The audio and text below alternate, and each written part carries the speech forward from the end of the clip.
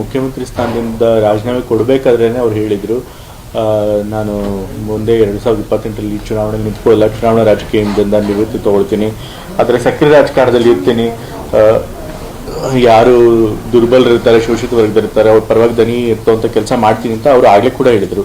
ಈಗ ಅದೇ ರಾಜಕೀಯ ವಿಚಾರ ಬಂದರೆ ತಂದೆಯವರು ಈ ಸಕ್ರಿಯ ರಾಜಕಾರಣದಿಂದ ಅಂದರೆ ಈ ಏನು ಚುನಾವಣಾ ರಾಜಕಾರಣದಿಂದ ನಾನು ಹಿಂದೆ ಸರಿತೀನಿ ಅನ್ನೋ ಮಾತು. ಈಗ ಅದೇನು ಹೊಸದಾಗಿ ಅವ್ರು ಹೇಳಿಲ್ಲ. ಮುಖ್ಯಮಂತ್ರಿ ಸ್ಥಾನದಿಂದ ರಾಜೀನಾಮೆ ಕೊಡಬೇಕಾದ್ರೇ ಅವ್ರು ಹೇಳಿದರು ನಾನು ಮುಂದೆ 2028ರಲ್ಲಿ ಚುನಾವಣೆಗೆ ನಿಂತ್ಕೊಳ್ಳಲ್ಲ, ಚುನಾವಣಾ ರಾಜಕೀಯದಿಂದ ನಿವೃತ್ತಿ ತಗೊಳ್ತೀನಿ, ಆದರೆ ಸಕ್ರಿಯ ರಾಜಕಾರಣದಲ್ಲಿ ಇರ್ತೀನಿ, ಯಾರು ದುರ್ಬಲರಿರ್ತಾರೆ, ಶೋಷಿತ ವರ್ಗದಲ್ಲಿರ್ತಾರೆ, ಅವ್ರ ಪರವಾಗಿ ದನಿ ಇರ್ತವಂಥ ಕೆಲಸ ಮಾಡ್ತೀನಿ ಅಂತ ಅವರು ಆಗಲೇ ಕೂಡ ಹೇಳಿದರು.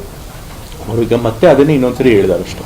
ಇಲ್ಲ, ಮಾಸ್ ಲೀಡರ್ ಜೊತೆಗೆ ಮುಂದಿನ ಚುನಾವಣೆಯಲ್ಲಿ ಅವರು ಸಕ್ರಿಯವಾಗಿ ಪಾಲ್ಗೊಂಡ್ರೆ ಮಾತ್ರ ಕಾಂಗ್ರೆಸ್ಗೆ ಒಂದು ಒಳ್ಳೆ ಅವಕಾಶ ಇದೆ ಅನ್ನೋ ಮಾತಿದೆ ರಾಜ್ಯ ರಾಜಕಾರಣದಲ್ಲಿ. ಕಾಂಗ್ರೆಸ್ ಪಕ್ಷದ ಬಗ್ಗೆ ಖಂಡಿತ ಪ್ರಚಾರ ಮಾಡೇ ಮಾಡ್ತಾರೆ, ಆದರೆ ಅದಕ್ಕೆ ಚುನಾವಣೆ ನಿಂತ್ಕೊಳ್ಳೇಬೇಕು ಅಂತೇನಿಲ್ಲ. ರಾಜ್ಯಾದ್ಯಂತ ಖಂಡಿತ ಪ್ರಚಾರ ಮಾಡ್ತಾರೆ ಕಾಂಗ್ರೆಸ್ ಪಕ್ಷದ ಪರವಾಗಿ ಮುಂದಿನ ಚುನಾವಣೆಯಲ್ಲಿ.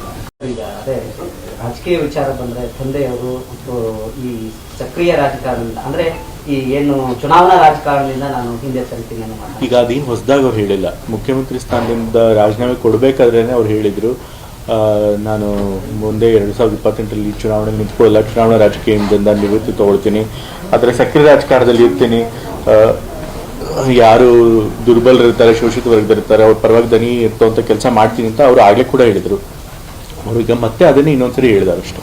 ಇಲ್ಲ, ಮಾಸ್ ಲೀಡರ್ ಜೊತೆಗೆ ಮುಂದಿನ ಚುನಾವಣೆಯಲ್ಲಿ ಅವರು ಸಕ್ರಿಯವಾಗಿ ಪಾಲ್ಗೊಂಡ್ರೆ ಮಾತ್ರ ಕಾಂಗ್ರೆಸ್ಗೆ ಒಂದು ಒಳ್ಳೆ ಅವಕಾಶ ಇದೆ ಅನ್ನೋ ಮಾತಿದೆ ರಾಜ್ಯ ರಾಜಕಾರಣದಲ್ಲಿ.